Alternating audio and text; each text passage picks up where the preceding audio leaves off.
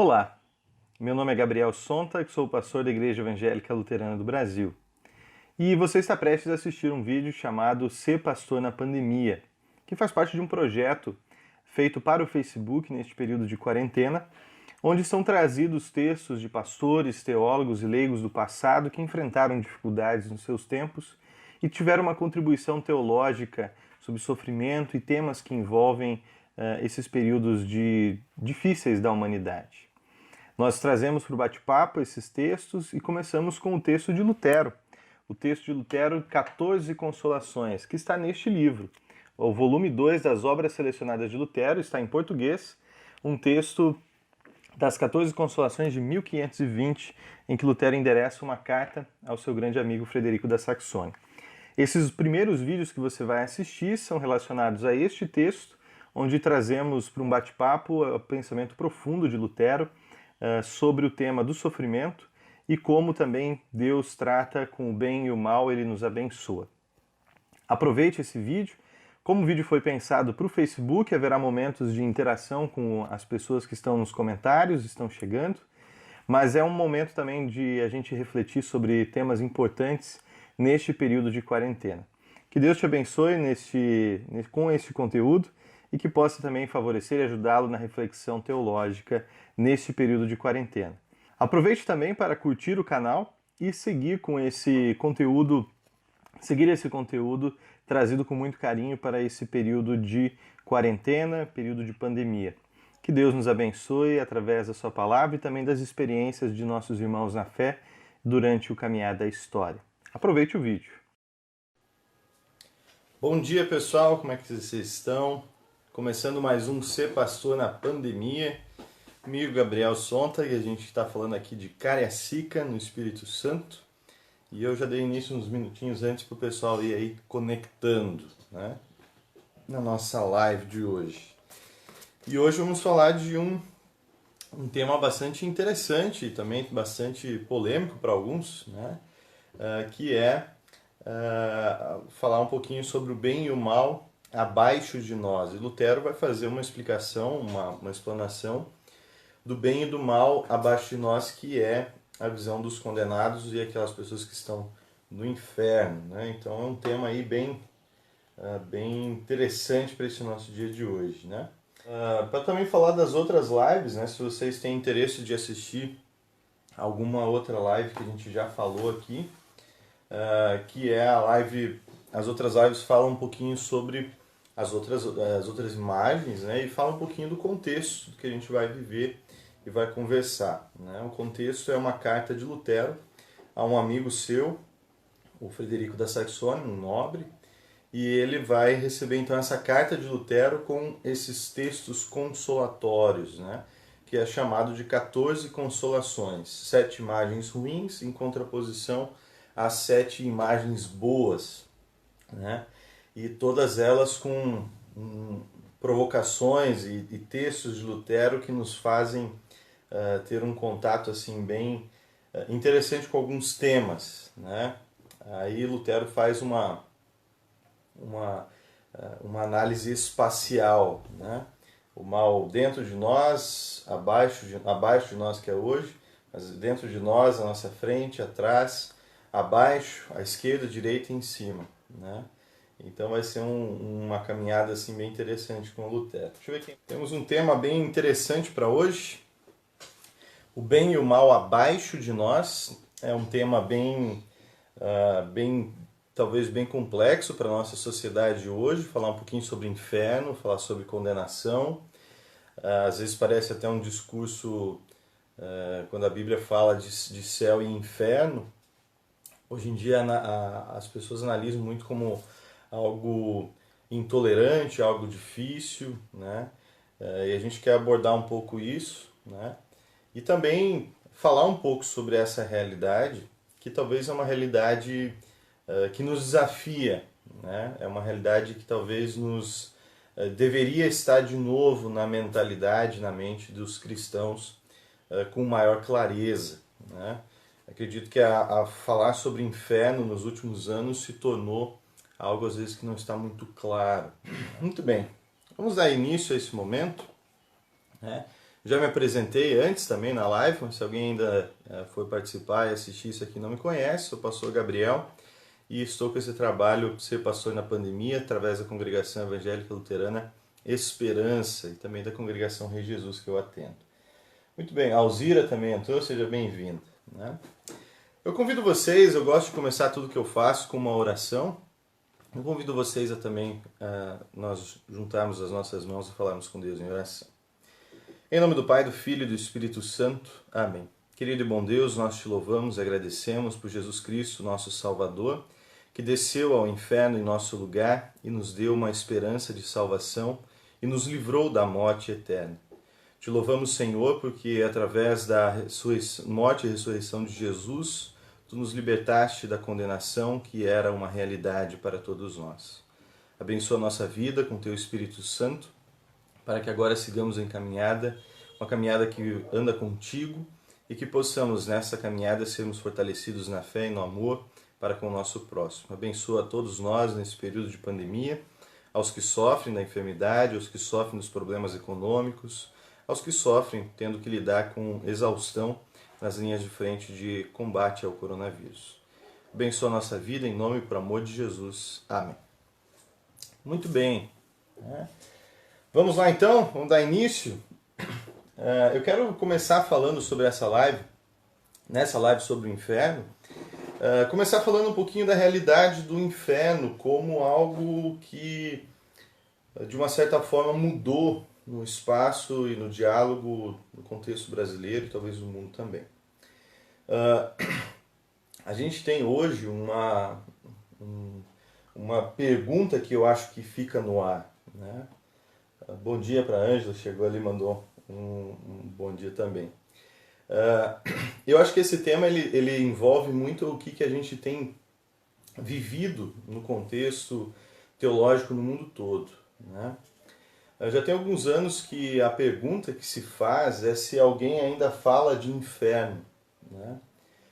Será que ainda é um tema relevante para as igrejas? Será que é um tema que não sumiu dos púlpitos? Né? Mesmo tendo um discurso muito grande hoje no Brasil que fale sobre demônios, sobre o diabo, sobre o inimigo, né?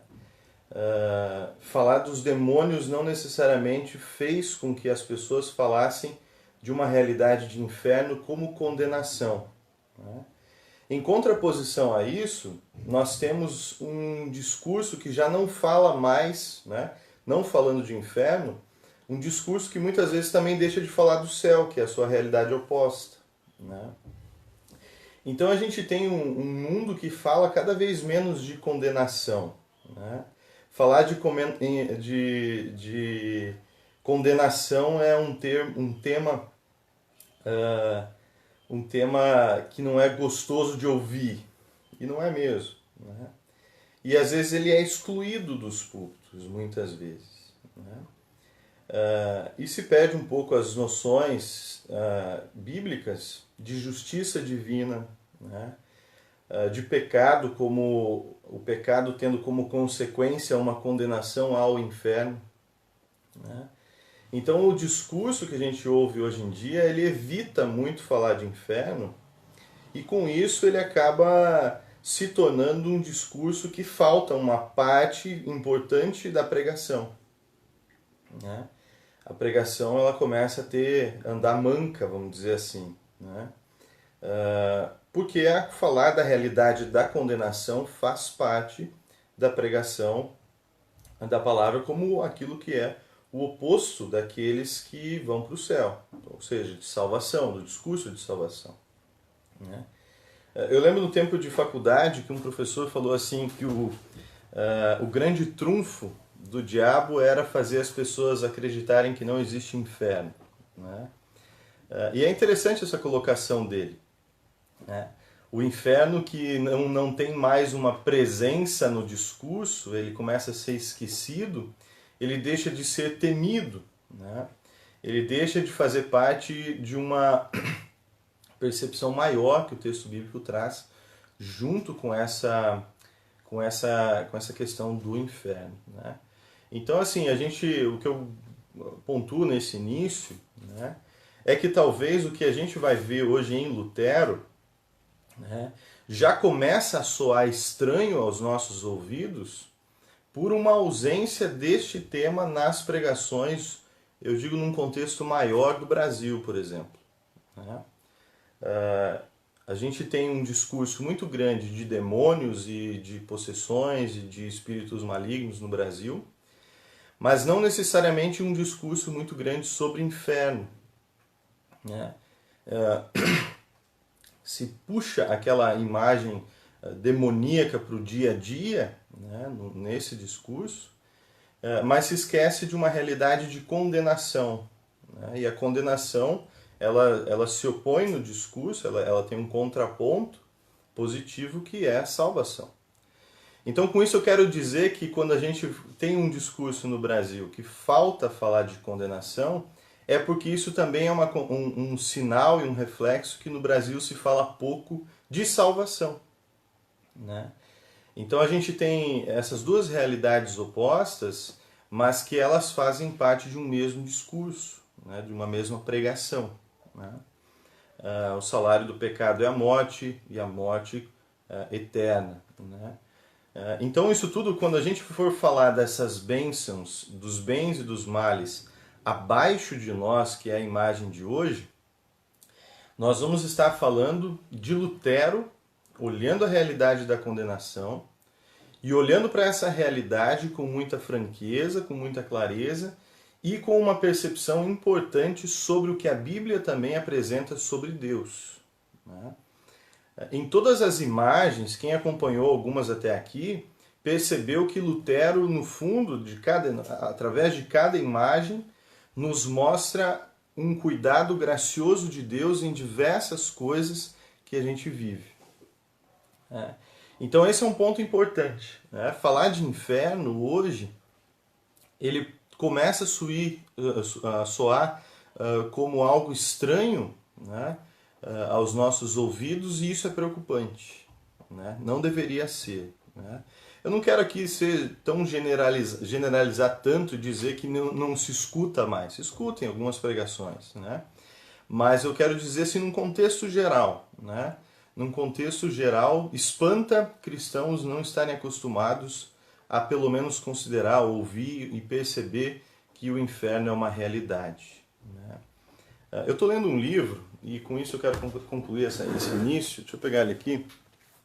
Um livro muito interessante, né, de um autor chamado Donald Carson. Né? Ele é um exegeta do Novo Testamento. Né? E ele está escreveu um livro, né?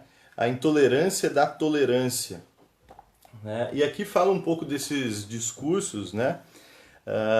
E hoje em dia ele aponta para uma realidade muito, muito complicada e que envolve esse discurso sobre condenação. Né? Ele fala que hoje se prega uma realidade em que todas as religiões estão certas. Né? Falar que alguém pode ser condenado é um crime dentro do discurso no mundo atual. Né? Então ele fala que com isso se perde a noção de que cada religião tem a sua busca por uma palavra que fale a verdade, por uma salvação como um caminho de salvação. Né? A igreja cristã prega Cristo como o único e suficiente Salvador, e esse é um discurso que não agrada, né? Porque, consequentemente, se Jesus é o único caminho da salvação, há pessoas que não estão nesse caminho. Né?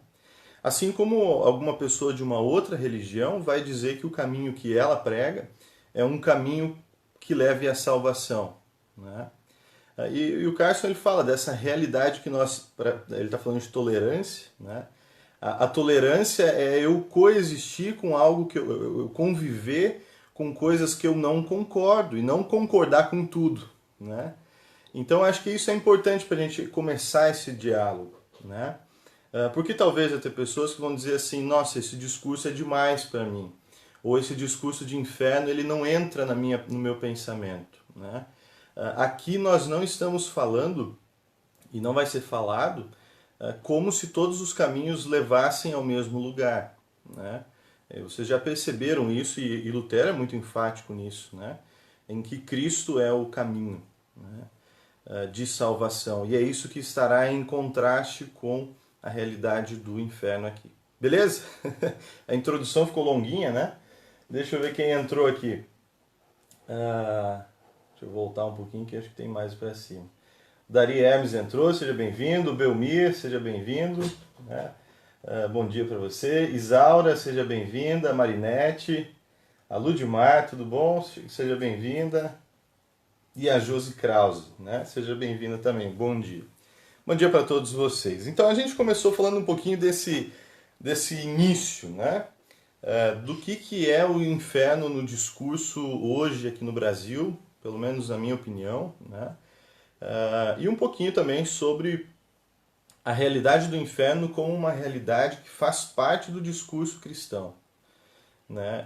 O cristão, quando fala de céu, ele também vai ter a noção de que existe uma condenação. Né? E essa condenação, a gente vai ver quem administra isso, quem fala sobre isso, e como também aqui Lutero vê bênçãos nisso. Né? Vamos começar então?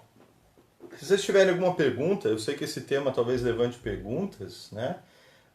Se quiserem trazer algum tipo de pergunta para o nosso bate-papo, fiquem à vontade, né?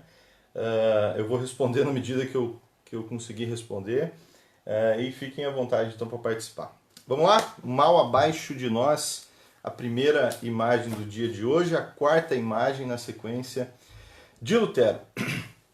E Lutero vai falar então hoje sobre a realidade do inferno, como vocês já estão sabendo. Primeiro, Lutero vai começar esse discurso, né? Vai começar esse bate-papo hoje, falando um pouquinho, relembrando um pouquinho do que ele falou até aqui, né? Porque quando a gente começa a falar, ver no discurso de Lutero falar sobre inferno, ele vai relembrar algumas coisas, né? Então ele começa a falar sobre, até agora não vimos outra coisa em todos os males que sofremos, senão a divina bondade é tamanha e está tão presente, que nos inúmeros males dos quais somos cercados nesta vida e pelos quais somos totalmente encarcerados, apenas poucos, e nem sequer estes o tempo todo, têm a permissão de nos atacar. Aquilo que a gente falou um pouquinho nas últimas lives, né? O mal que poderia me acontecer, falando do futuro, o mal que me aconteceu, né? O mal que tem dentro de mim, tudo isso se manifesta muito menos na minha vida do que poderia ser. Né? Então, o sofrimento diluído no tempo, o sofrimento que eu aguardo e que não vem com a mesma intensidade que poderia vir.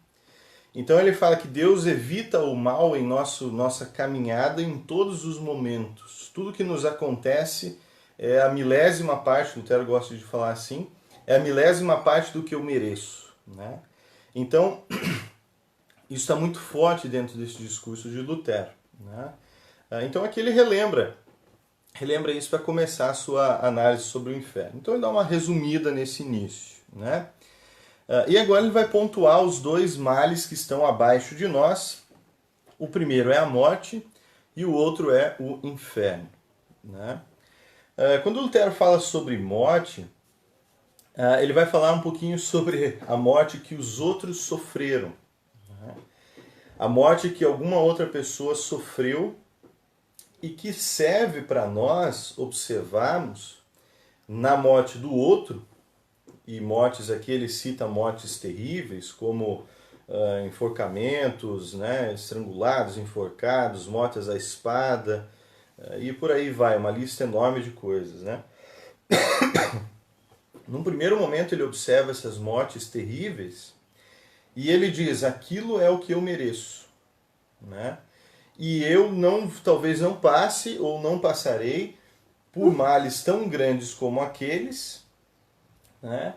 Por uma morte tão terrível, ainda que eu mereça. Né? Então ele começa a sua observação para que a gente olhe para os males que estão abaixo de nós como algo que nós merecemos e que não é nos dado em toda a intensidade como foi dado a outras pessoas. Né? E aí vem um exemplo interessante que a gente poderia buscar aqui, porque esse texto todo das Consolações, Lutero consulta muito o texto de Jó, né? Então é como se a gente olhasse para Jó, né, e visse o sofrimento de Jó e olhasse para esse sofrimento e dissesse: isso eu merecia, né? Você quer observar o que você merece, e aí vocês vão começar a entender como é que é observar a questão do inferno, que é uma coisa também desconhecida dos nossos olhos, né? Daria talvez para dizer assim, né, adiantando um pouco, se eu quero ver o céu na terra, eu olho para muitas bênçãos que Deus me deu e, em primeiro lugar, a cruz de Jesus. Se eu, por outro lado, quero saber o que eu mereço, eu olho para as pessoas que passaram por esses grandes tormentos, né? E aí Lutero olha para essas mortes violentas e começa a refletir: puxa, eu não vivo mais num tempo tão duro, eu não passei por isso, né? Ele fala para o Duque Frederico, que está doente numa cama, né, enfermo, é, com grande perspectiva de morte naquele período, naquele momento, e ele consola Frederico dizendo: olha, Frederico, você poderia ter morrido de uma forma terrível, você poderia estar sofrendo de um mal muito maior do que esse que você está sofrendo, né? Então olha com amor para esse sofrimento que está acontecendo, né? Então, assim, a gente tem essa realidade da morte do outro como uma forma de consolo, né? E agora, e Lutero continua essa análise para falar de que eu mereço, ele cita Lucas 13. E Lucas 13 traz aquela história das pessoas da Torre de Siloé e também da morte de Galileus, né? E vai falar, Jesus pergunta, né? Vocês acham que vocês são mais pecadores do que esses que morreram na torre? Né? Vocês acham que vocês são menos merecedores de alguma coisa do que esses que morreram só porque tiveram uma morte trágica? Né? E aqui é importante ter essa noção no pensamento dos judeus daquela época, de que mortes terríveis eram sinônimos de merecimentos terríveis, né? E eu acredito que nisso nós todos temos um pouco de sensação, um sentimento muito próximo disso, né? Eu acho que nós todos caímos no erro de achar que alguém que passa por um grande sofrimento, né, merece aquele sofrimento mais do que eu. E esse é o equívoco que Lutero está querendo nos tirar já logo de cara, né? Ele diz assim, ó, olhe para as mortes terríveis, não dizendo assim, ufa, não fui eu, ou eu não merecia uma morte tão terrível, né? Mas olhe para as mortes terríveis e diga, poderia ter sido eu, né? Poderia ter sido eu. E isso é importante, esse diálogo, quando a gente fala de uma pandemia, né? Porque numa pandemia, como nós estamos vendo, morrem pessoas de diversas realidades, diversas idades, diversas religiões, diversas culturas. E a gente tem, às vezes, um discurso que eu já ouvi, um tanto orgulhoso, de pessoas dizendo assim, eu não cairia nessa morte terrível da pandemia porque eu mereço coisa melhor ou coisas do tipo, né? Então esse é um equívoco. Lutero está tirando isso, colocando isso logo de cara, né? Não podemos cogitar que merecemos maus menores, né? Não podemos cogitar que está num merecer, né? Merecer sofrimentos menores, né? Até porque muitos, se a gente for olhar dentro da igreja cristã, quantas mortes injustas aconteceram com pessoas que foram muito piedosas, né? Com pessoas que confessaram Jesus, inclusive com sua morte, né? Então seria um equívoco colocar isso dessa maneira, né? Como se fosse uma questão de merecimento, né? Não, de fato, se não somos acometidos de mortes terríveis e situações terríveis, isto é motivo para agradecermos a Deus pela sua misericórdia. Beleza? Deixa eu dar um oi aqui para algumas pessoas que entraram. O Douglas Pavos, que entrou, seja bem-vindo. Azulina, seja bem-vindo. Elton Prager, seja bem-vindo. Pastor Heber fala lá do Mato Grosso, ele manda uma mensagem. Bom dia, pastor Gabriel, um abraço caloroso do Mato Grosso, a toda a paróquia Esperança, pastores e colegas. Muito obrigado, né? Heber é filho do pastor Martinho e também filho da congregação aqui Esperança, né? Deus abençoe vocês lá no Mato Grosso também, lá em Feliz Natal, né? Jacob Schultz entrou, seja bem-vindo. A Penha Paiva também entrou, seja bem-vindo, né? Legal, sejam todos muito bem-vindos a esse momento de bate-papo, né? Hoje falando de algo um tanto estranho para se falar de bênçãos, né? Falando do inferno. E eu acho que é um tema que Lutero torna muito relevante com esse discurso, né? Muito bem, se tiver alguma pergunta, fiquem à vontade de fazer. Vamos lá para o próximo. Então, o primeiro ponto, Lutero aponta para o mal abaixo de nós, ele fala das mortes terríveis, né? De diversas formas, que o mundo antigo e a Idade Média conheceu das piores maneiras, né? Das formas até criativas de morte. Tem documentários inteiros em Discovery Channel e History Channel que você encontra com torturas e coisas que aconteciam, né? Vale a reflexão se isso continua hoje. Mas enfim. Outro ponto que Lutero vai falar agora, ele vai falar do inferno e dos condenados, né? E aí ele vai fazer uma reflexão que vai mexer, e aí é por isso que eu digo, se a gente esquece da realidade do inferno no discurso de pregação, a gente não fala, a gente perde o conteúdo às vezes de salvação, né? O contraponto ele é necessário, como luterano, talvez poderia dizer lei e evangelho, né? Aqui agora ele vai falar de inferno e ele faz uma pergunta muito interessante, né? Um questionamento muito interessante. Quantos estão lá no inferno, tendo cometido menos pecados que muitos que estão no céu, né? Essa reflexão de Lutero é importante, porque mostra o que Lutero prega e mostra como pregação bíblica, e que faz parte da doutrina luterana, como o ser humano é salvo, né? Como o ser humano encontra salvação, ou como ele é encontrado pela salvação, né? E aí vem aquele discurso difícil, porque que uns estão no inferno e outros no céu, né? Esse discurso, né, os nossos livros de dogmática, eles apontam para uma cruz, a cruz da teologia, né? Que é uma realidade difícil, né, para o pregador, para o pastor, para o teólogo, lidar com a realidade de que pessoas serão salvas e que pessoas serão condenadas. E dentro da teologia luterana a gente mantém o mistério. Isso é para nós um grande mistério, quem é salvo e quem não é. Não um mistério porque nós não sabemos o que é a salvação, mas um mistério porque nós permanecemos no mistério, como Jesus aponta falando de joio e trigo, né?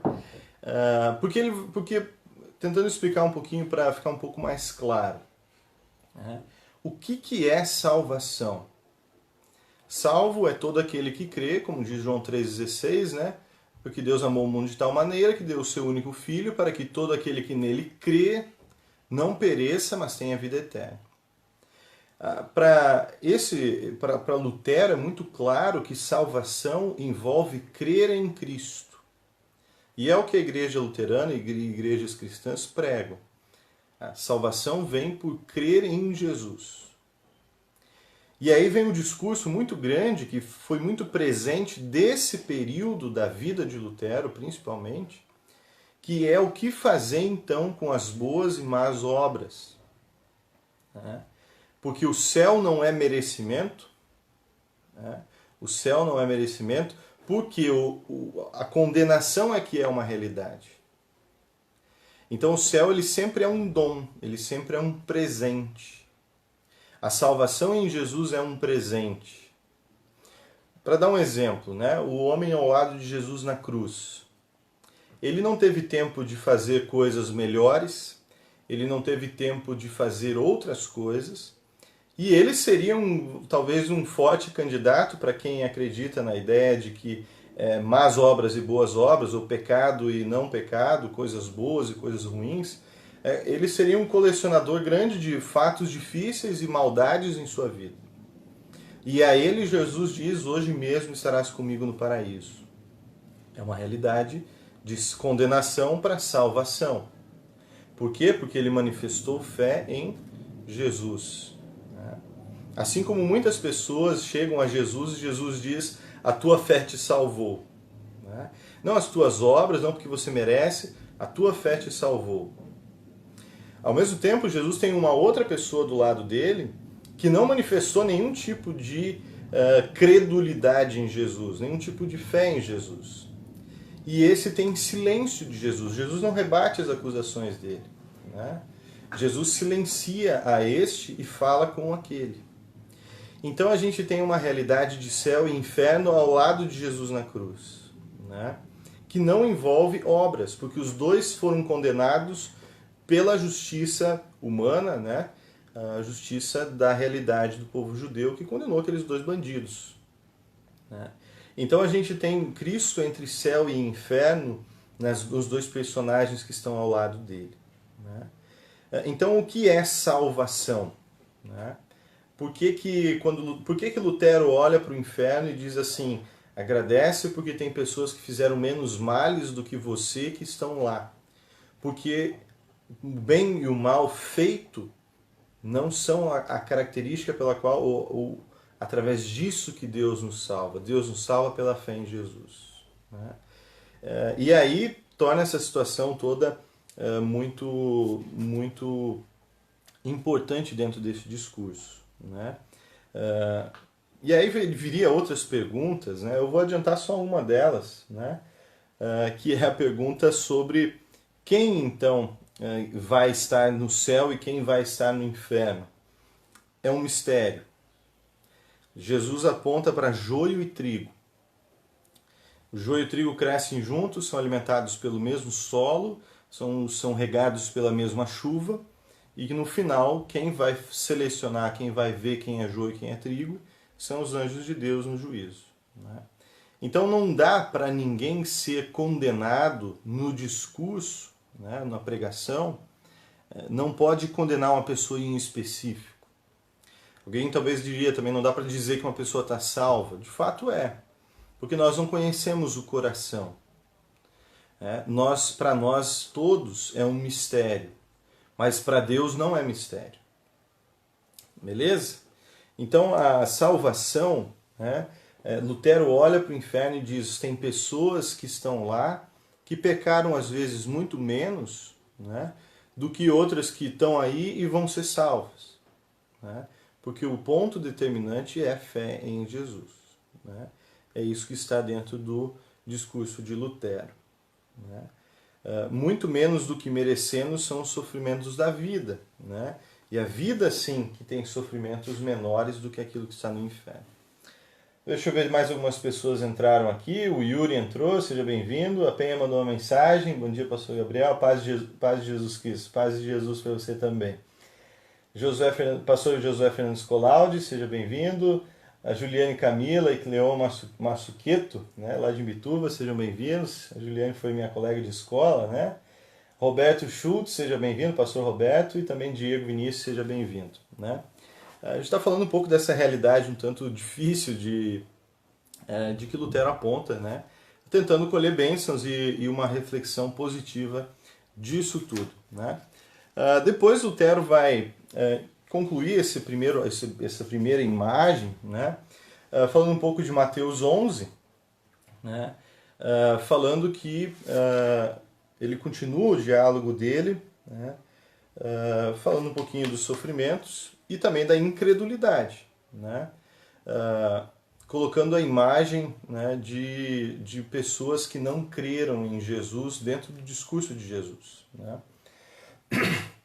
E aí vem aquele texto, eu até separei ele aqui, Mateus 13, 20 até o 24, fala sobre as cidades impenitentes, e Jesus põe um ai sobre elas, e esse ai, lá no final vocês vão ver que ele envolve também o dia do juízo, que é o juízo final, onde de fato o tema aqui é céu e inferno, né? Então Jesus começou a repreender as cidades nas quais ele tinha feito muitos milagres pelo fato de não terem se arrependido. Lembrando que arrependimento dentro do Evangelho envolve também a crer, né? O coração arrependido é um coração também que crê no Salvador Jesus dentro desse contexto. Ai de você, Corazim, ai de você, Betsaida, porque se em Tiro e Sidom se tivesse operado os milagres que foram feitos em vocês, há muito que elas teriam se arrependido com um pano de saco e cinza. Mas eu digo a vocês que no dia do juízo haverá menos rigor para Tiro e Sidom do que para vocês. E você, Cafarnaum, pensa que será elevada até o céu? Será jogada no inferno. Porque se em Sodoma se tivessem operado os milagres que foram feitos em você, ela teria permanecido até o dia de hoje. Mas eu digo a você que no dia do juízo haverá menos rigor para a terra de Sodoma do que para você. Então aqui tem um discurso que fala sobre crer, né? Jesus está falando que ele passou nessas cidades, fez sinais, mostrou que ele é o Filho de Deus, mostrou que ele é o Salvador, e as pessoas não creram, mesmo com muitos sinais, mesmo com muita pregação. Então Jesus agora fala, vocês ouviram e ainda assim não creram? Muito mais teria acontecido em outras cidades se tivesse o mesmo acontecido que aconteceu com vocês lá. Então aqui é uma questão de crer em Jesus. Esse texto Lutero então cita aqui no final, né?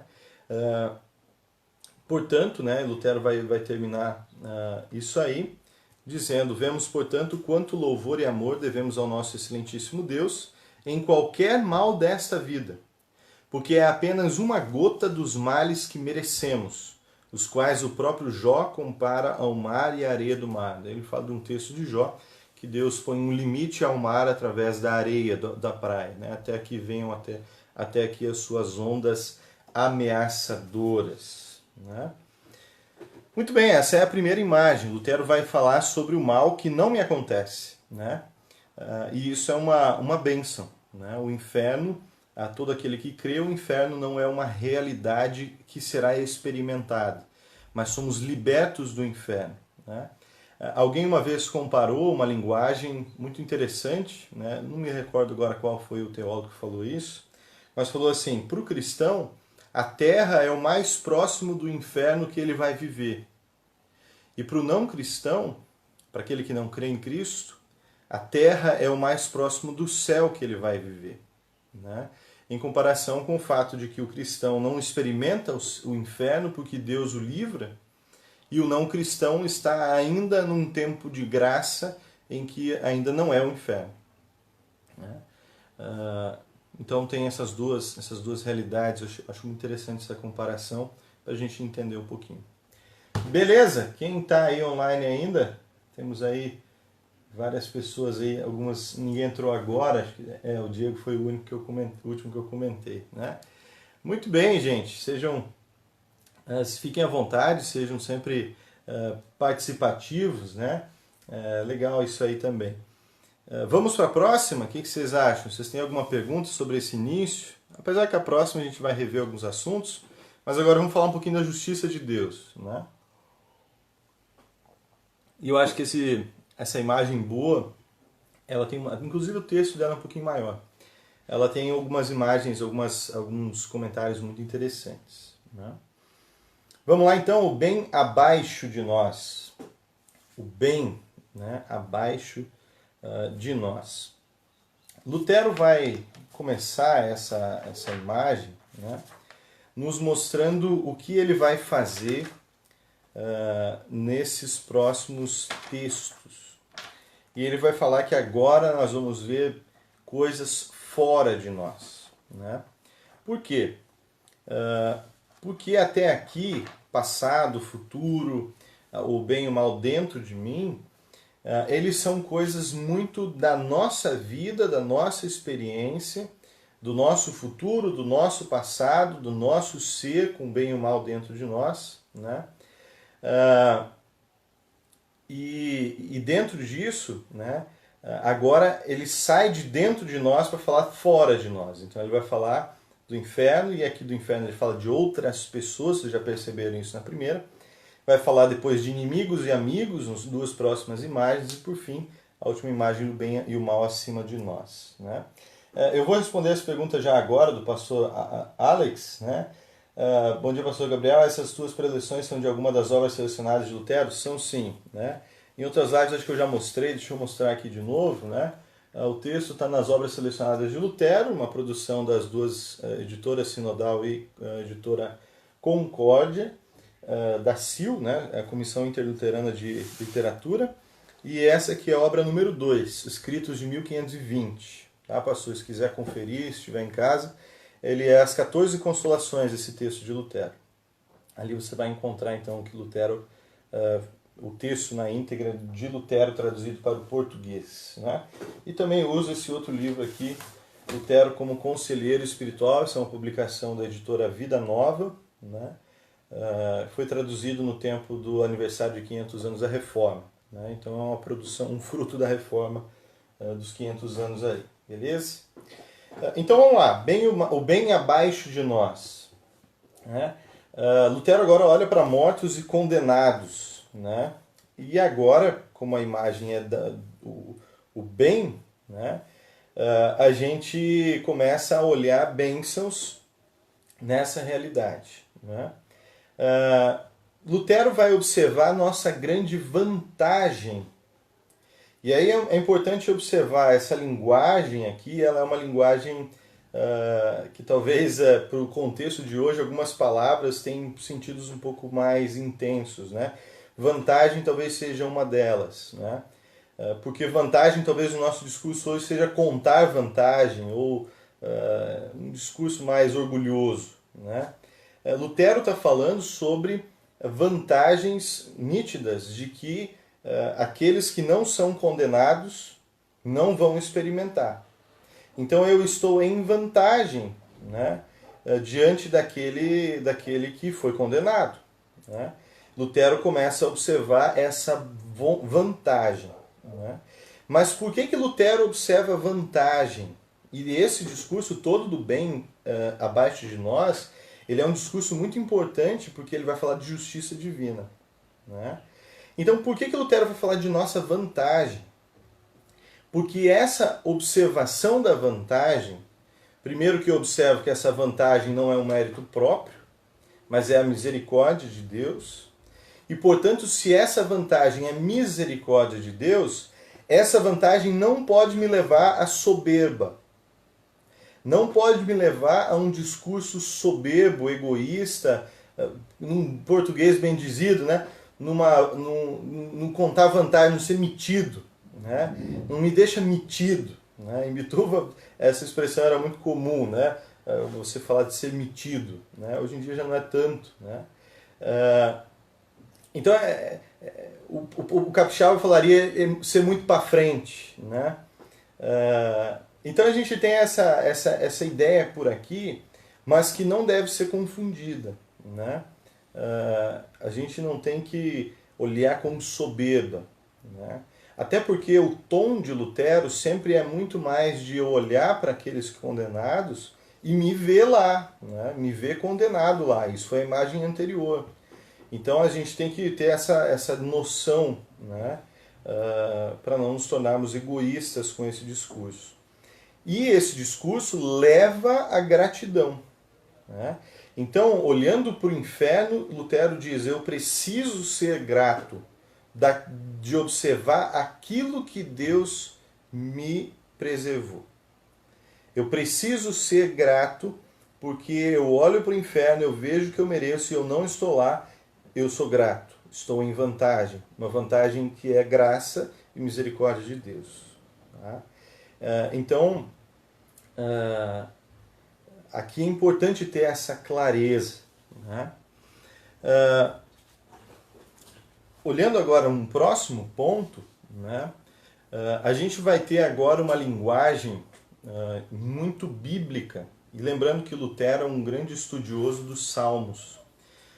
Foi um primeiro livro, vamos dizer assim, bíblico, que Lutero realmente se dedicou muito tempo. Preleções dos Salmos é um dos primeiros textos de Lutero.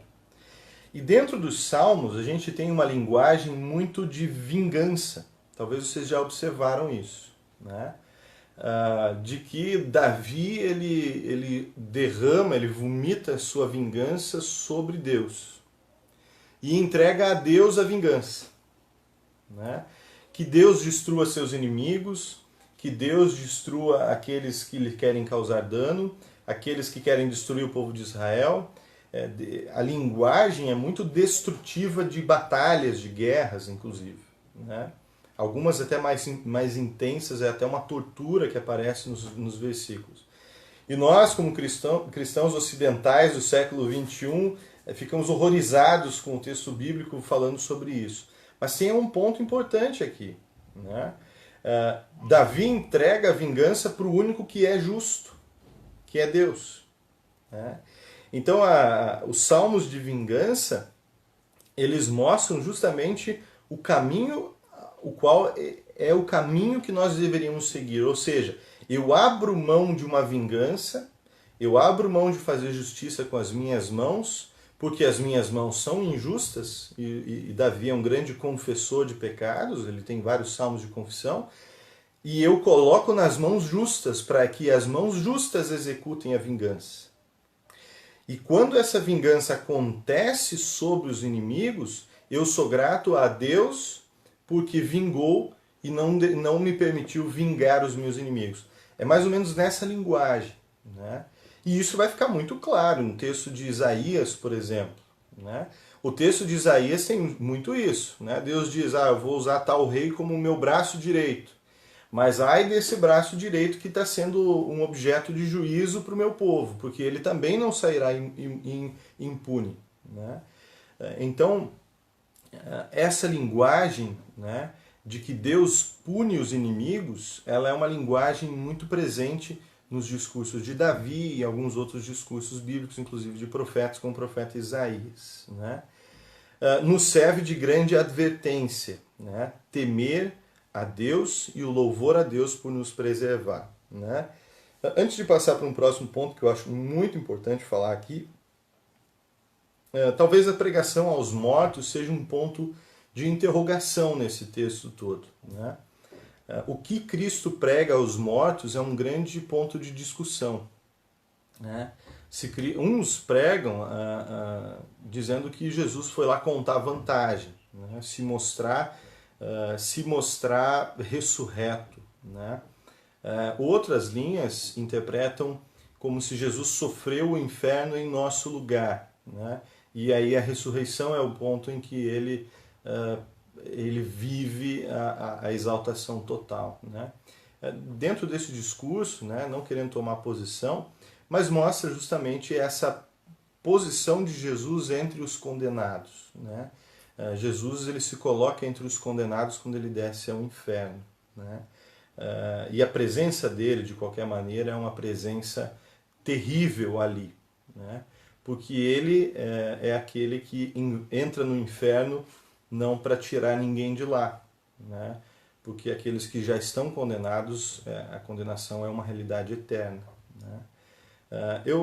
Antes de entrar para o próximo ponto, eu acho que para concluir esse início, ou concluir esse ponto que eu estou falando agora, é interessante falar algo que um professor meu disse, né? E eu não sei se ele está citando alguém ou outro, mas de qualquer maneira, ele disse assim, a porta do inferno é fechada pelo lado de dentro, né? São aqueles que rejeitaram e não quiseram e não querem ter um Deus, né? E o inferno é então fechado pela porta, a porta do inferno é fechada pelo lado de dentro, né? Uma metáfora, né? Para mostrar que a incredulidade, essa rejeição a Deus, né? Às vezes para muitos é uma decisão, né? Uma decisão, enfim, de incredulidade, né? Eu acho que uma pergunta importante para nós fazermos uma pequena pausa aqui, e eu vou aproveitar para mandar um oi aí para quem entrou, né? Nicholas Brandt, né? Ou Brandt, não sei, ele é alemão, né? Meu querido amigo lá do intercâmbio, seja bem-vindo, depois eu falo contigo um pouquinho. E a Nilza também entrou, seja bem-vinda. Josué Malakoski, seja bem-vindo, colega. Douglas, colega acho que Isso, Douglas, colega da Poli, seja bem-vindo. Né? Nós estamos falando um pouquinho dessa realidade toda. Né? Aqui agora vai vir uma pergunta, né, que de todo esse discurso até aqui, acho que uma pergunta talvez está surgindo, ou surge no diálogo. Né? Deus é um tirano? Deus é, como Lutero tinha a imagem de Deus antes de estudar teologia, de que Deus era um grande e terrível ser que ameaça com fogo do inferno e por aí vai. Né? Eu acho que uma coisa é importante dizer sobre essa pergunta, né? Sobre a palavra tirano. Né? A tirania, em geral, ela é atribuída à tirania muita injustiça. Né? E quando se fala que Deus é um Deus tirano, eu tenho a impressão de que as pessoas dizem isso como se Deus fosse injusto com a condenação.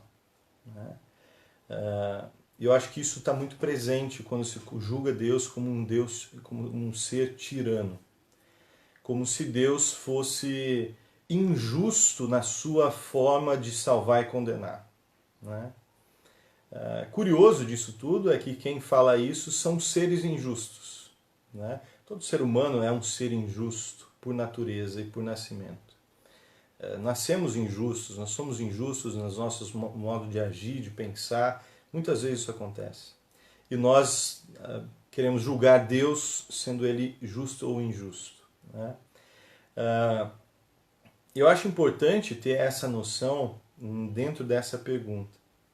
Porque o que Lutero apresenta aqui é que Deus é um Deus justo. E que, sendo Deus um Deus justo e não injusto, a sua ira e a forma de condenar não é fruto de uma ira irracional, não é fruto de uma injustiça motivada por uma raiva pessoal. Né? As tiranias, os tiranos, ditadores e coisas que existiram no mundo, eles tinham algo pessoal com injustiças. Né? Eles expressavam no seu poder destrutivo, muitas vezes, preconceitos próprios. Né? E a gente tem um nazismo muito forte, um preconceito do Hitler, né?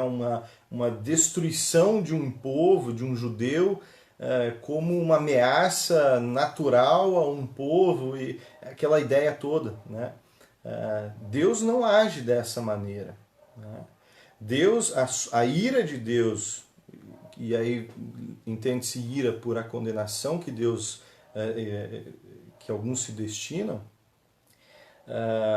é fruto de uma justiça divina, muito mais justa do que a nossa percepção de justiça. Né? Muito mais justa do que nossa percepção sobre o que é certo e errado, porque Deus, ele vê os corações. Lembrando que o ponto aqui é credulidade e incredulidade. É essa a justiça a qual Deus se atém ao julgar o ser humano. Alguém talvez vai pensar, mas e a lei de Deus? O que a gente faz com a lei de Deus? Legal, a lei de Deus, ela faz parte da vida cristã como a pura, santa e correta vontade de Deus, a qual nós, como cristãos, nos submetemos. Porque nós temos um Deus que nos salva e é um Deus a qual nós queremos servir em amor. Né? E o primeiro mandamento, Lutero gosta de falar muito, né? O primeiro mandamento, ele coloca a fé no primeiro mandamento. Então, falhar no primeiro mandamento é perder tudo. Agora, salvação está em Cristo. E condenação é quando se sai de Cristo. Né? Então, a morte e ressurreição de Jesus, ela perdoa pecados. Né? Mas lembre que o pecado também pode me afastar de Deus, me afastar da credulidade, me fazer acreditar em outros deuses. O Deus pode ser eu mesmo. Né? Tem gente que tem um ego tão inflado que se torna um Deus para si, aquele que eu adoro. Né? O dinheiro, outros deuses, enfim. Né? Então Deus é um tirano? Não, Deus não é um tirano. Deus é justo. E se ele fosse justo da maneira anterior a Cristo, ou seja, se ele não tivesse enviado Cristo, a justiça dele seria correta e todos estariam condenados. Não teria nenhum salvo. Porque a salvação vem mediante a fé em Jesus Cristo. Porque não está no ser humano a capacidade de ser salvo. Né? Eu gosto de falar desse assunto de salvação, porque eu considero esse o assunto mais difícil da teologia e o mais fácil. Porque qualquer criança pequena pode compreender e crer em Jesus e ser salvo, assim como a gente pode falar a vida inteira sobre esse assunto e sempre nós vamos falhar porque nós temos dificuldades com justificação pela fé. Né? Sempre é um assunto recorrente por uma boa razão. Né? Então Deus é um tirano, dentro da interpretação que Lutero está nos trazendo aqui hoje? Não. Deus não é tirano. Deus é justo. E a sua justiça deve ser exaltada. Né? E aí agora ele continua. Lutero exalta a justiça divina na condenação, pois demarca e faz brilhar a sua reta justiça. Deus é justo e a sua justiça brilha também no momento em que ele condena aquilo que ele disse que iria condenar. Né? E aí vem um conselho de Lutero, e é um conselho que eu acho que é fantástico para a nossa vida. Né? Não te ponhas diante da ira e da justiça de Deus. No seminário nós tínhamos às vezes uma frase que era interessante de alguns, eu não me lembro se foram professores, alguém citou, mas de qualquer forma é uma palavra, uma frase recorrente. Não tente ser mais gracioso que Deus. E é mais ou menos isso que Lutero está querendo dizer aqui. Né? Quando Deus derrama a sua ira e a sua reta justiça, né, não te ponhas entre esse momento de Deus. Né? Por quê? Porque quando você... E aí Lutero vai dizer isso no discurso. Se você tenta salvar, e aí é um discurso, salvar algo ou alguém ou uma situação a qual Deus não diz que é errado, né? Por exemplo, né? Quando Deus mostra em vários lugares da Bíblia que ele é um Deus ciumento, vamos dizer assim, um Deus em que ele quer que o seu povo adore somente a ele, e ele coloca isso no primeiro mandamento. Quando eu tento salvar alguém dizendo que não é só isso, eu estou destruindo essa justiça divina em favor de alguém, sendo que na verdade não muda nada, porque Deus é soberano sobre si mesmo, né? E eu acabo tendo que concordar com coisas que Deus não aceita. Né? Não terás outros deuses diante de mim. Né? Esse é o discurso que está em Lutero. Né? Não te ponhas diante da ira divina. Né? Não te ponhas como legislador do próprio Deus. Não, Deus, a tua lei não está correta. Eu vou te dar aqui uma lei nova. É soberba demais da nossa parte. Nós que fomos salvos por graça e não por obras. Né? Então, esse é o grande ponto aqui. Né? O discurso todo de inferno, vocês estão vendo que eu acho que é uma das lives que eu mais falei de salvação. Né? Não te ponhas diante do juízo de Deus. E também, e esse é o complemento dessa reflexão, não sejas mais irado do que Deus. Não condene onde Deus diz que não há condenação. Né? E aí eu quero ser breve, né? Porque os exemplos são muitos, né? Que poderíamos dizer. Né? Mas as pessoas criam demônios e ideias e situações que o próprio Deus não proibiu. Né? E eu vou falar uma incoerência no discurso da teologia no Brasil, de algumas teologias no Brasil, que mudou com o tempo. Né? Há um tempo atrás se dizia que televisão era coisa do diabo, então pecava quem assistia TV. E hoje as igrejas evangélicas são grandes emissoras de televisão. Né? É um contrassenso quase. Né? O que? A verdade então mudou com o tempo? Não, era uma verdade que não era bíblica. Né? Tudo bem, a gente pode falar de conteúdo que se assiste, tudo bem. mas se demonizar a coisa em si, né? Quando Deus não, Deus colocou isso como algo que é lícito e que a gente pode administrar com sabedoria, né? Teria muitas outras coisas, né?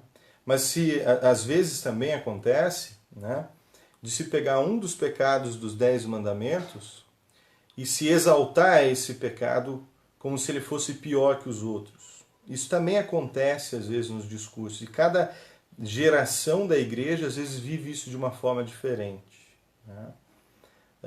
Gerações em que a mentira era muito forte, as questões sexuais eram muito fortes, as questões de violência eram muito fortes, né? Então você tem aí mandamentos que se destacam em alguns períodos, né, como se fossem piores que os outros. Isso também acontece. Também é uma questão de a gente não se coloque mais irado do que Deus é. E aí vem a máxima de toda a teologia de Lutero, do início ao fim de sua vida. Deixa Deus ser Deus. Deixa Deus ser aquele que diz que está nas mãos dele, juízo, morte e vida, céu e inferno estão nas mãos dele. Deixe que ele administre. O que nós administramos não é um julgamento pessoal de alguém, mas é o discurso de lei e evangelho sobre salvação. Ou seja, eu vou dizer para uma pessoa que está em pecado, meu amigo, você está em pecado, mas eu tenho uma palavra de graça para o coração arrependido. Eu não coloco esta pessoa no inferno porque eu não tenho poder para isso como pastor, e nenhum pastor tem. Porque o poder efetivo de colocar em céu e inferno é de Deus. E Deus conhece os corações, né? Que bom que é assim. Nossa, ótimo, né? Eu não queria sobre mim o peso de ter que pôr ou tirar alguém do inferno, né? Apesar que já é um grande peso dizer evangelho,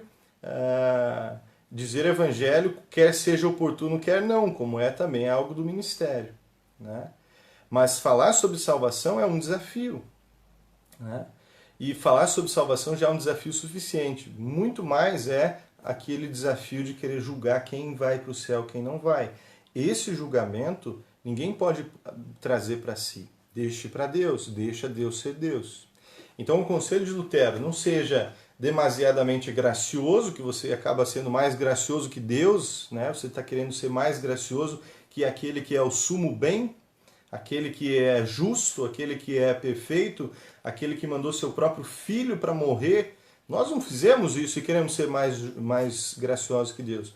Por outro lado, Deus é pura misericórdia. Deus tem misericórdia e não tem prazer na morte do ímpio. Jesus chora quando ele chega em Jerusalém, chora e diz: Jerusalém, Jerusalém, que matas os profetas, né? Daí ele dá aquele exemplo da choca, né? Eu queria tanto juntar você embaixo das minhas asas como uma galinha junta os seus pintinhos de baixo, mas vocês nunca deixaram. Então, ele chora, ele lamenta porque Jerusalém buscou sua própria condenação. Não tem prazer na morte do ímpio, isso é muito importante. Deus não é um Deus que tem prazer em exercer sua condenação. A linguagem de Isaías fala que a obra própria de Deus é salvar, é ser gracioso. A obra estranha de Deus é ter que agir na condenação. Porque a condenação é um problema que surge desde o Éden. Quando Deus cria, ele cria um mundo perfeito, né? Então a gente tem essa linguagem toda aqui que é muito importante, né? Só um exemplo bíblico que Lutero traz, e eu já vou me encaminhando para o fim. Davi não deve chorar por Saul, né? Saul foi o primeiro rei do povo de Israel, e que Deus tira a bênção que ele tem sobre Saul, porque Saul foi infiel da pior maneira. E daí Davi, quando Saul morre, Davi chora e lamenta por Saul. E aí uma pessoa chega para Davi e Deus fala para Davi: você para de chorar por Saul. Eu que condenei Saul, eu que tirei a vida de Saul. Você prefere a vontade do ser humano do que a minha? Você acha que eu fui injusto com Saul? Eu sou Deus, né? Esse questionamento está por detrás, né? Então é importante ter essa clareza toda, né?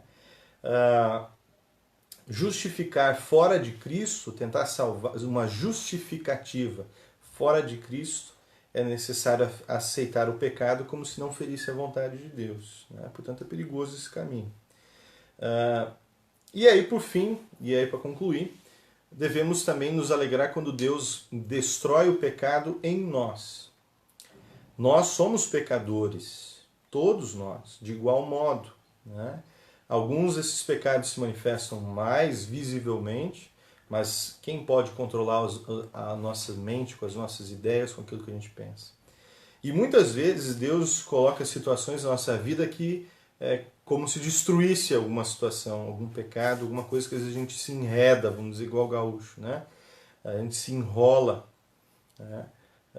Eu ainda quero fazer uma outra live sobre pecado, para falar de outras coisas, né? Até porque aqui a gente falou de muitas outras coisas, né? Mas salvação, na nossa caminhada, Deus também precisa destruir aqueles pecados que um amigo pastor Valdemar Garcia, ele foi pastor lá em Bituba, foi meu pastor também, e ele dizia do pecado pudim de leite, né? Que é o pecado que a gente gosta de cair, né? Que a gente quer cair toda hora. E às vezes Deus permite que a gente se arrebente naquele pecado para que a gente não peque mais, né? É importante essa linguagem, essa percepção, né? De que Deus muitas vezes destrói o pecado na nossa vida, que nós estamos indo para esse caminho e que essa destruição nem sempre é confortável, né? Então essa é a caminhada de Lutero por aqui, né? E aí Lutero conclui: vês, portanto, que nos males extremos se descobrem os melhores bens, e que podemos alegrar-nos nos piores males, não por causa dos males em si, mas por causa da suma bondade e da justiça a nos vingar. Daí falando dessa linguagem agora do final. Beleza? Alguma pergunta, algum questionamento, algum comentário? Fiquem à vontade se alguém quiser fazer. Deixa eu ver que algumas pessoas aqui entraram. O Josué mandou um abraço para mim e para a Poli, minha esposa. A Poli respondeu por nós aí, né? Um abração para a Silvia também. O Douglas eu já tinha visto que entrou. Fabiano Arnholz, seja bem-vindo. E o Ezequiel, meu irmão, né? Essa live vai ficar salva. Quem chegou agora mais pro final pode acompanhar depois também. Beleza, gente? Esse foi o nosso bate-papo de hoje sobre inferno, né? Eu sei que é um tema bem... Bom dia, Zeke. É um tema bem complexo, né? Talvez essa live, em alguns momentos, vocês vão querer voltar para compreender um pouco melhor. Se quiserem fazer alguma pergunta, me mandar alguma pergunta, pode me mandar no Messenger mesmo, do Facebook ou qualquer outro meio, que eu acho que é um tema importante da gente analisar, né? Ludmar fez uma pergunta sobre predestinação. Legal, importante essa pergunta, né? Sem me delongar muito, que isso daria uma live inteira, viu, Ludmar? A questão da predestinação é uma pergunta que é uma tentativa de resposta àquela pergunta que eu falei no início sobre a cruz teológica. Tá? A cruz teológica que era qual? Né?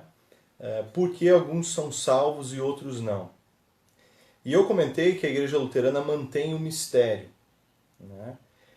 Eu acho que esse é um ponto nevrálgico, né? Esse é um ponto importante. Por quê? A Igreja Luterana diz: não vou responder porque eu vou permanecer com o mistério. E foi mais ou menos isso que eu quis expor aqui. Assim como a Igreja Luterana mantém o mistério sobre Santa Ceia, e vai ser uma das poucas igrejas que vai falar que a Santa Ceia tem 4 elementos: pão e vinho, corpo e sangue. Porque muitas igrejas tentam responder a pergunta, né? A Igreja Católica, dando um exemplo, né? Responde a pergunta: o que é a Santa Ceia? Vai dizer que o pão se transforma no vinho, e o pão se transforma no corpo, e o vinho se transforma no sangue. E igrejas de origem reformada, e muitas igrejas outras, vão falar que, na verdade, o pão significa o corpo e o vinho significa o sangue, como se fosse uma simbologia, né? E nós mantemos esse mistério. Por que então a predestinação entra? A predestinação é uma tentativa de resposta a essa questão. Qual é a cruz teológica? Por que alguns são salvos e outros não? porque a tentativa de resposta é porque alguns nasceram para salvação e outros nasceram para condenação, né? Esse assunto ele entra de uma forma mais complexa, ele pode chegar a discussões mais complexas, mas é basicamente isso. Uns nasceram para salvação e outros nasceram para condenação, e isso é uma realidade desde o nascimento, né? A predestinação ela passou na cabeça de Lutero, porque Lutero é um grande estudioso de Agostinho. E a Agostinho se coloca muito a origem desse pensamento sobre predestinação, né? Porque Agostinho ele também é o responsável por Lutero falar sobre graça tanto, né? Mas Agostinho ele chega a um nível de argumentação com aqueles a quem ele combateu na sua época, principalmente os pelagianos, que ele coloca no fim quase a predestinação junto, né? Ele cria uma espécie de predestinação que vai mudar com o tempo e vai se tornar um pouco mais disso do que a gente conhece, né? Então, predestinação não é o posicionamento luterano, mas é o posicionamento, por exemplo, da Igreja Presbiteriana, né? São formas diferentes de interpretar. Mas a Igreja Presbiteriana, né? Eu não quero aqui fazer nenhum tipo de acusação denominacional, porque não é nem o meu intuito, né? A Igreja Presbiteriana também tem um compromisso muito grande com pregação, né? E eles pregam Jesus Cristo como Salvador, né? Jesus Cristo é o Salvador dos predestinados, no rigor da doutrina de predestinação. Não sei quais variáveis desse discurso todo podem estar dentro da Igreja Presbiteriana, né? De interpretação, de diálogo e tudo mais. Mas, de qualquer forma, as igrejas que falam de predestinação, eu como luterano, que tem um ponto de vista diferente, né? Mas que convive com presbiterianos numa boa, né? Eu acredito que isso não chegou a afetar, ou seja, eles continuam sendo uma igreja que prega Cristo, e isso eu acho interessante, né? Eles não chegam ao extremo de que alguns os acusam, de outros pontos de vista, de parar de pregar por causa dessa realidade. Não, né? Eu acho que é por aí, né? A gente pode conversar mais sobre isso demais, a gente pode falar mais no particular também, se você quiser, que é um assunto denso de fato, né? E entra aqui nessa situação toda, né? Mas é basicamente isso. Predestinação é uma tentativa de resposta à pergunta da cruz teológica, né? Assim como outros vão ter outras respostas, né? Uns vão dizer que uns são salvos e outros não por mérito da pessoa, né? Isso também é uma resposta, né? E aí a salvação é por obras, pronto, né? Você tem aí um outro ponto de vista muito comum, né? O ponto de vista luterano se distingue um pouco por não se posicionar de uma forma concreta, mas mantém esse mistério, como eu gosto de dizer, né? Valeu, obrigado. Deixa eu ver aqui, o Josué ainda mandou ainda uma... Muito bom ver a interpretação em ensino Lutero, sempre tão atual e direto para nós e as realidades que estamos vivendo, né? Lutero ele é considerado muito fora do seu próprio tempo, apesar que o tempo dele gerou Lutero, né? Mas Lutero de fato tem muito a nos dizer, né? E eu acho que dentro desse contexto de pandemia, para concluir, né? Dentro desse contexto de pandemia, falar sobre inferno e sobre condenação de Deus e justiça de Deus é importante, né? Por quê? Ontem eu fiz uma mensagem com uma família, né? Levando uma pregação para uma família, e na pregação eu falei assim, as regras do jogo mudaram, né? Por causa da pandemia, né? Essa pandemia que nos causa dificuldades, que nos causa problemas, é porque Deus mudou a sua forma de lidar com a humanidade, né? E a resposta é não, né? Talvez mudou a forma como muitas pessoas observam as regras do jogo, né? Ou jogam diferente, né? Mas Deus permanece misericordioso mesmo em períodos de condenação, mesmo em períodos de dificuldade, aliás, né? E a condenação é uma realidade da incredulidade. E como sendo um bom aluno de Lutero nesse texto das 14 Consolações, essa pandemia pode ter um efeito positivo nas igrejas, na medida em que ela nos leva a orar, nos leva a buscar orientação divina, nos leva a orar pelas pessoas que amamos, né? O sofrimento tem um poder curioso de nos aproximar muitas vezes de Deus, né? E esse poder curioso foi muito presente em vários momentos da história. E por que não agora nesse nosso momento da história que estamos vivendo? Legal? Isso aí, gente, é um assunto inesgotável. Eu sei que teria muito outro assunto para a gente lidar, mas já estamos passando já um pouquinho do horário que eu gosto de terminar, para não deixar vocês tanto tempo presos aqui. Um pouquinho sobre a próxima live. A próxima live vai ser sobre o bem e o mal à esquerda, tá? E vai falar de esquerda e direita, né? Mas já de antemão já digo que não tem nada de político nesse discurso de Lutero, porque isso é muito anterior às discussões de esquerda e direita, né? Vai vir depois disso. O que Lutero vai falar é sobre inimigos, né? As bênçãos e os males envolvendo os inimigos. Assim como a outra imagem, a próxima, é os amigos. Tá? Então agora tem duas linguagens bem interessantes. Se você quer ver um pouquinho sobre inimigos, vai lembrar de Jesus dizendo que é para orar pelos inimigos, né? De agradecer, Provérbios vai dizer, agradecer aqueles críticos que te criticam, que dizem coisa que os amigos não diriam. Então você tem um discurso bem interessante para a nossa próxima live, né? Sejam bem-vindos sempre. E se quiserem assistir as outras, estão todas no meu Facebook. Desde a introdução a esse tema, falando sobre a carta de Lutero a Frederico, e cada uma dessas imagens, todas muito belas e muito consolatórias, né? Muito consoladoras. Que Deus abençoe a vida de cada um de vocês. Um forte abraço, se cuidem nessa pandemia. E também estou à disposição para se vocês quiserem conversar sobre esse tema, sobre outros temas. Quer bater um papo para aliviar um pouco o coração nesse período de pandemia, vocês aliviam o meu também. Tá bom? Que Deus abençoe. E a gente vai se encontrando por aqui no Ser Pastor na Pandemia. Semana que vem tem nossa próxima live. Que Deus abençoe cada um de vocês. A gente se encontra por aí. Valeu!